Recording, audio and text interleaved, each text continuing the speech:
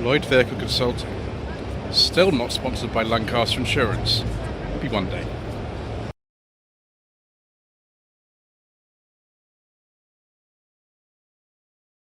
Good afternoon. Today is the 11th of November, and this is part 10 of the slightly Shambolic shuffle around the 2023 NEC Classic Motor Show, sponsored by Lancaster Insurance. I do apologise in advance for any incorrect information. If I fall over, if I get interrupted by announcements, or it generally goes terrible, I'm afraid just the way that it goes on this channel. So we're on the Porsche 924 stand here. Got this very nice early 924 turbo from 1980. Got a couple of pictures at the back of here, what it looked like before it was done up. 170 horsepower with these. I have driven a 924. It wasn't even an S, it was just a normal 924, one of the last of these sort of original models from 1985. And it was good, although I don't think it was probably as good as this 87 924S. It's actually got the 944 engine in it. The one I drove was the 2 litre that just had the original kind of Volkswagen Audi derived 2 litre. Very, very clean example of this one. I wonder what year this is. Do I have to go look at that receipt again? No, this is, oh yeah, this is the sort of same type. This one, it doesn't say what year it is. We are going to have to go and look at it, aren't we, viewers? Never mind. That's in really nice condition though. You can buy them for under £5,000, but this one's probably worth a fair bit more than that. Let's look at this original sale here. Dear, but dates at 1984. There we go. That was a lot of effort, wasn't it? About this one over here. Ooh, the Carrera GT. I've heard of these. Now this will be a very valuable car. Wide body, interesting seats in there as well. Ah, yeah, so we go. Also in 1980, they only made 406, 75 in the UK. 210 horsepower, so even more than standard turbo. Very nice, viewers. Right, we'll have a look at some Dodge Vipers before going to the Porsche Club of Great Britain as well, which seems to be very, very, very busy. V10 engine on display. I gather that these have interesting handling, to the extent I probably shouldn't drive one because I might die, which wouldn't be very good, would it, viewers? So maybe not have a go into one of these then. Leave that to 2 people who are more professional. It's a 2000, this one. The sticker that I have in America. We did import these over here, although I can't remember how long they did that for. Also very, very, very tidy cars here.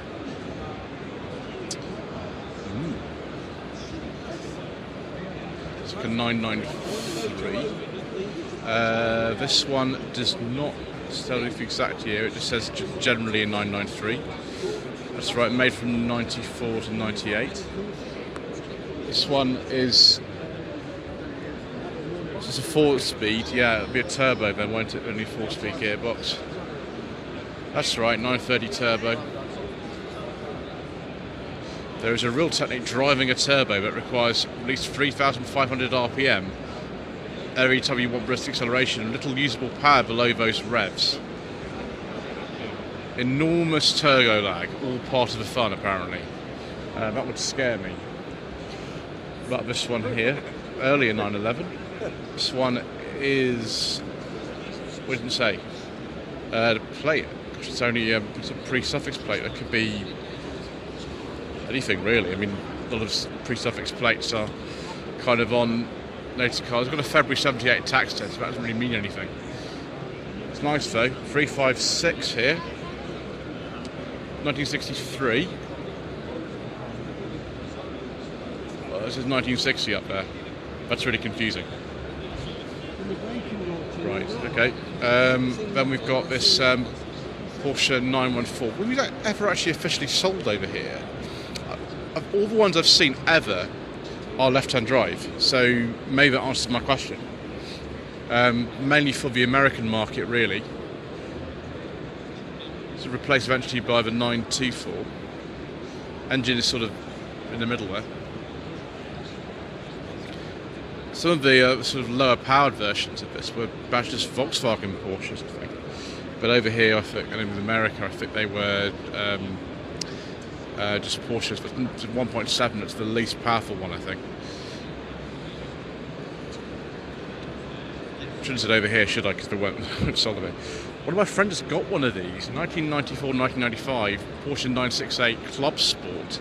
These are actually worth more money now than the standard ones, although at the time they were worth less because they were sort of stripped out a bit. Yeah, you know, I would prefer the normal one because it's got a few more bits in it, but you know, those are the ones you want.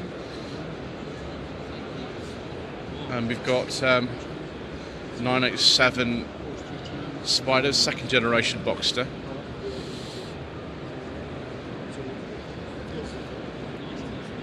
Plenty of merchandise as well over here, and a half 996, like a sort of engineering thing. It's interesting. I assume that was made for display purposes or something. Over on the BMW Car Club of Great Britain stand, we have this very, very nice E31 840 Ci Sport from 1998. Mr. Waller from the Matt Beamer channel will be very, very, very happy about that. I prefer a beige leather interior myself, but that will do. Quite late, I think they finished in 99 these. Another 90s BMW here, 1997 BMW E36 328i SE. I thought for a second it was an M3 due to the mirrors. We did make an M3 saloon, but this is not. It's just a late E36 with just some accessories on it. Yeah, very nice. Don't know if that's a standard exhaust or not. This looks a bit like a 2002, am I right? It is, it's a Group 2 2002. It's a replica to a 69 entry into the European Touring Car Championship. We've got an E30 here, but registration is earlier than the car.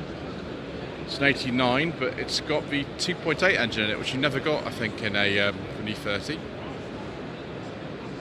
Let's go down this side. We're crashing into a Jaguar stand here, so I'm going to have to go round this way.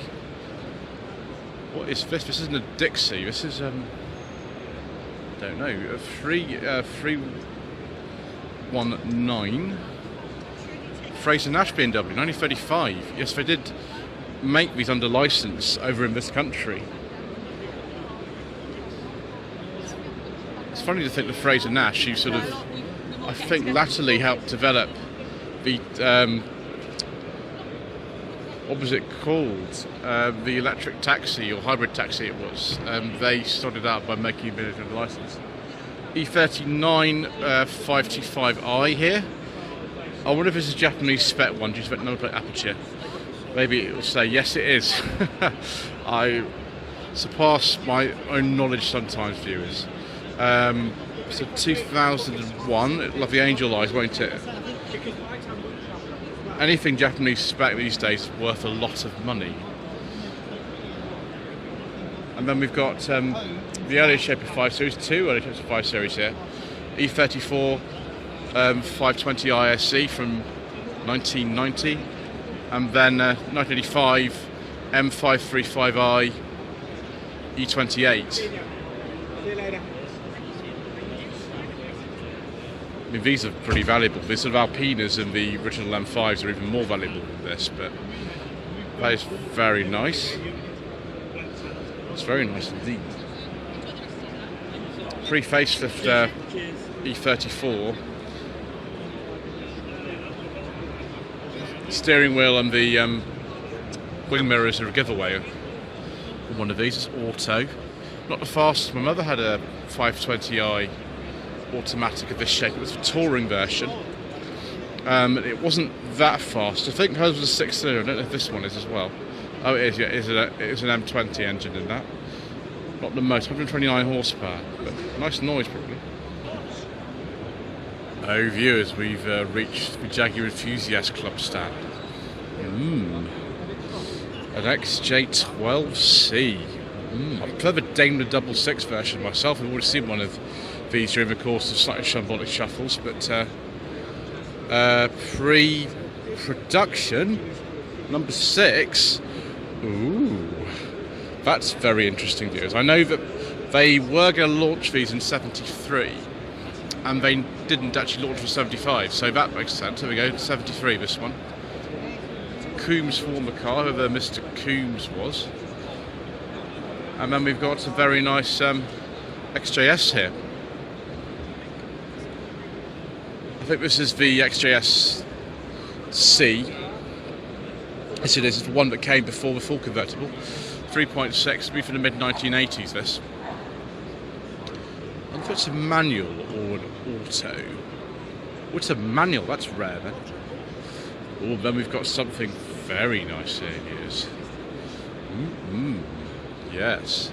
2006-7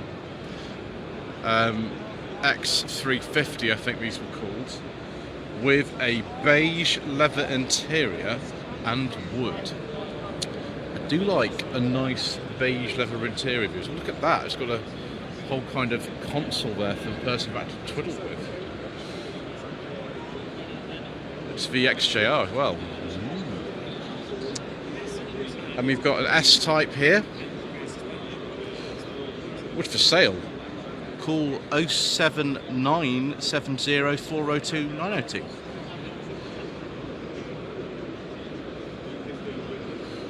I don't know what year that is. Ooh, we've got two very sporty ones here. We've got an F-Type.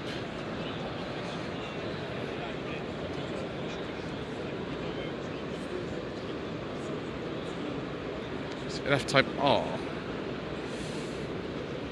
What if it's parked so far back that way, I don't know. If I look at the grille, that might tell us. Don't know. This, however, is a Series 1 E-Type for sure. This is the 4.2. Has it got a plate? No, plate's been removed. That's annoying. Never mind. This is a B65 or later. Probably up until about 67, I think, the Series 1.5s came in. Very nice. Right, we've got more British classic action over on the Austin Healey stand. For some reason, this year, I've seen more Austin Sprites than Austin Healey Sprites than I've ever seen before in my life. I don't quite know what that is, but I'm not complaining. So we've got Healey 100M here. Say what year it is. I think if it's a BN1, it'll be from the early to mid 50s. It's very nice condition. Very nice. Talking of the sprites, here is an Austin Healey Sprite. It's not the last type they made. The Healey Sprites were made until 1970, and then there was a very brief 71 model year when they were just called the Austin Sprite because British had lost the Healey trademark, so they just marketed the Austin Sprite. This one's a little bit before that. It's around the same kind of era, 69-70 this one is, as the midget I drove 2 years ago, which is 68. Still don't get servo brakes or a first gear synchro mesh. Then we've got Healey 3000 Mark 1 BT7. I think these were built at Abingdon from memory. Genuine right-hand drive, full restoration. It's very nice. Again, I struggle with cars like this because driving position in this is quite compromised, and also I hear that again no synchro mesh on first, and the brakes aren't very good. This is a later one. This is the Mark III. It's the 66. Again, very sort of small and offset pedal box. I'm sure if you have one of these cars, you don't sort of care, do you, really?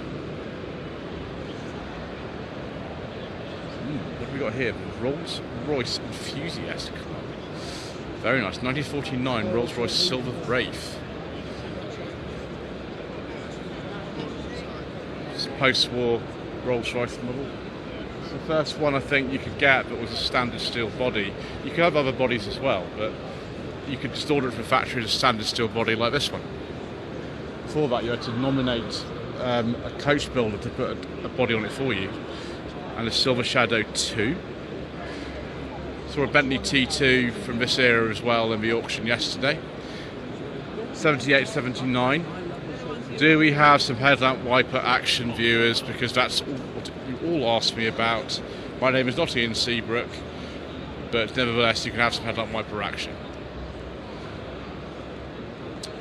More importantly for me, I think we have a beige leather interior with wood and piping.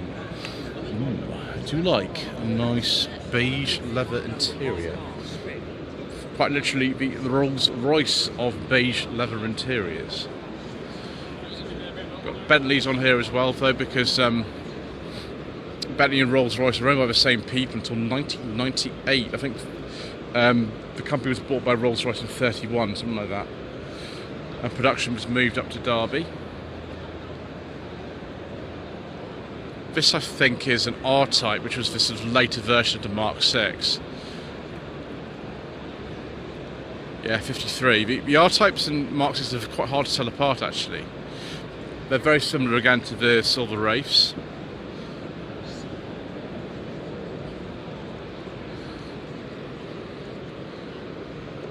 We've got an older Bentley here. This is a 30s one, 35, 3.5 litre, 3-position parallel action door drop head coupe by James Young. Yeah, Derby Bentley, this one. Look at those doors, crazy. Ooh. What have we got over there? Is that a Silver Seraph or something?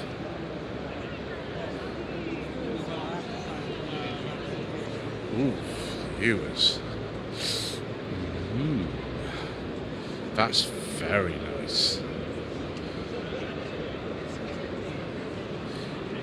Ooh. An extended 5-passenger wheelbase.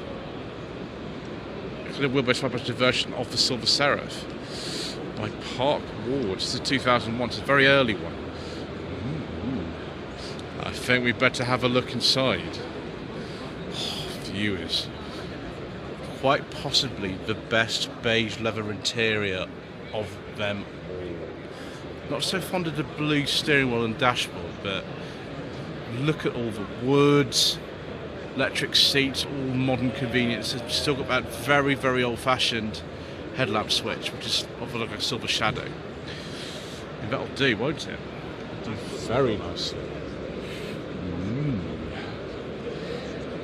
Ooh, Atwell-Wilson Motor Museum's here. Went there for a Shambolic shuffle earlier on this year, and we went to one of their events back in June, I think it was. They have a classic car evening. 1979 Mercury Monarch by Lincoln Stroke Gear. Interesting. I didn't really add that one. C5 of course as well. Built based in Caen in Wiltshire. They are absolutely worth a visit. 100%. And they have this NBMX5 up for raffle as well. I think the stand is in exactly the same place it was last year. Ooh, a Rolls-Royce 20 with the horizontal grille slats. Yeah, shooting brake from 1927. That's a rare thing. The 2025 was a later model, had the traditional sort of vertical grille slats, but the 20s had the horizontal ones made with a sort of cheaper Rolls Royce, if such a thing even exists. What have we got here? A Jaguar Drivers Club with some sort of racing Jaguars about which I know nothing whatsoever, including this single-seater here. 2017 Jaguar I-Type 2 for Formula E. And of course the Silk Cut Jaguar. I remember this one. It'll be sort of late 80s, early 90s, this, won't it? I forget what the name of it is. 1988 XJR9 Le Mans winner. Excellent. And an XJ220, because of course that's the law. Must have one of these at a show like this. Oh, this is the concept. This set up when it had a V12 engine, a four-wheel drive. Yes, and the customers who'd ordered these in 1988 sued Jaguar in 92 when the car was released with a 3.5 six-cylinder engine and rear-wheel drive. I don't know what rear lights are. The ones actually on the production ones were off the Rover R8, 200-400. Series 3 E-Type here, V12. British Leyland, presumably of North America somewhere. Fortunately, someone's been very kind and put a information sheet, 74. Quite a late one then. Ooh, that's a nice colour, viewers. I like this very much.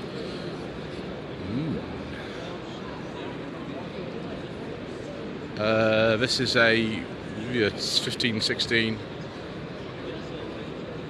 Project 7. Yeah, so okay, so it's a 15. I mean, if I had an F-type view, it'd have to be in this colour. Not so sure about the Project 7 thing, but very nice anyway. 1964 Jaguar E-Type Series 1 4.2. I thought the 4.2s came in 65, but obviously I'm wrong. Like I am about so many things.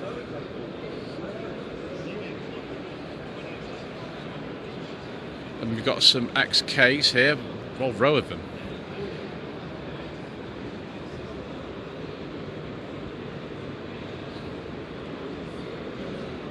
Has that even got an information board at all? No, the information board about this XK120 has been stolen. Oh well. And this one is XK120 as well. It's 1950.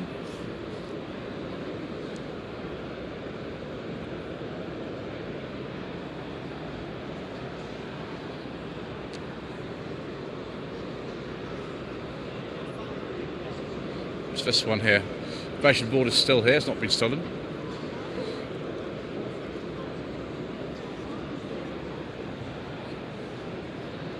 Must be some sort of anniversary of the XK120 or something. I think it was launched in 48, so yes, it is an anniversary year for it. That's 75 years, yes, 75 years, there we go. Ooh, very nice. 1973 Aston Martin V8. Series 3. Kent Metallic Green. I'd like to have a sort of close look at it, viewers, but we're behind a barrier, so we shall not. Ooh, this one, this is a DB24 or something. No, DB Mark III. This is the car that in the Goldfinger novel. And it is dark green with a beige leather interior.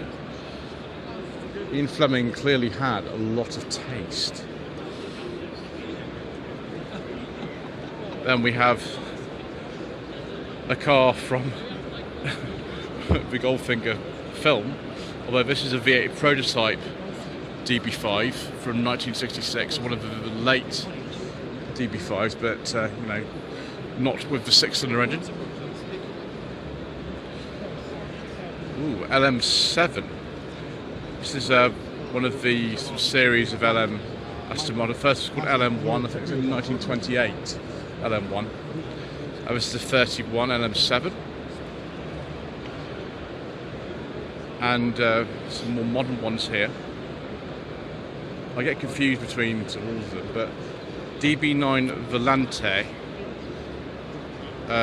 final edition 2015.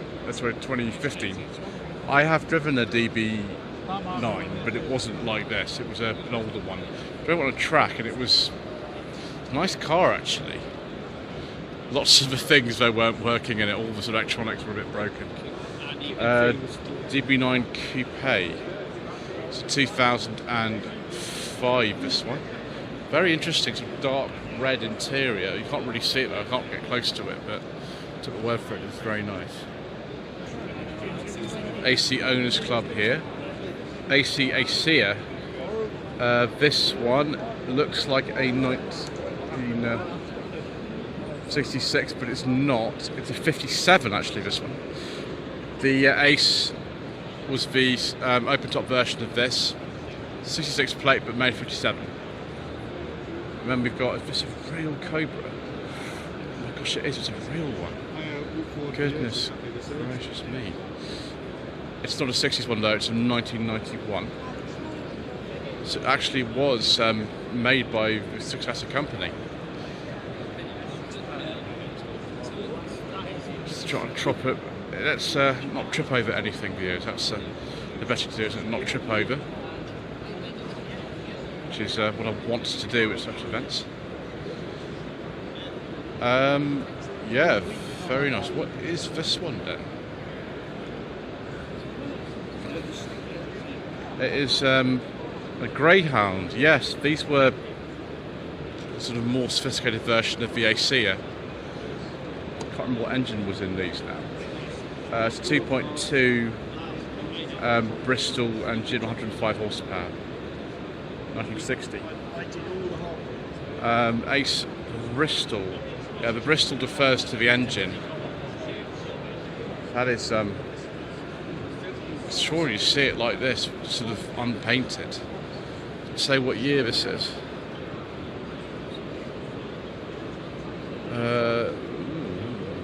It doesn't say.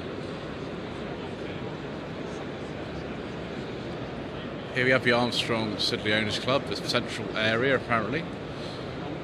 Some sapphires and star sapphires, I think. Yeah, a Sapphire 346 Mark II automatic, 1956. More beige leather interiors and wood. Armstrong Siddeley Whitley. Does that mean it was named after Whitley in Coventry? Who knows? This is a 1950 4-speed pre-selected gearbox with beige leather. It's amazing that so many of these exist. The company's been dead since 1960, so it's amazing the sort of following that these cars have. I know John Copeland, who some of you might know from the sort of classic car world, who had or has an Armstrong Siddeley. Brighton plate on this one. I like the information sheet. There we go. Another Whitley. Again, this is same model as the other one. This is 53. It's a bit later.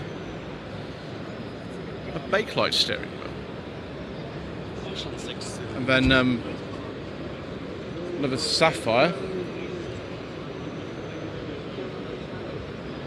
What year is this one? It doesn't say. Imagine similar to the other one, maybe sort of mid-50s, that one. 53 to 58 apparently. And the Railtons. Certainly a make I don't really know anything about. 36 Railton 8-cylinder Special. 35 Railton 8-cylinder Tourer. I think John Cobb's and Land Speed Rocker car was a Railton, wasn't it? 35 Simpkins Hudson Special. Look at all these different models that they had. Another manufacturer that's completely disappeared from our roads. Right, I think that's quite enough for part 10 of the slightly shambolic shuffle around the 2023 NEC Classic Car Show here in Birmingham. Please don't forget to subscribe to the channel, like to leave a comment below, and we shall see you again soon for more Incorrect information.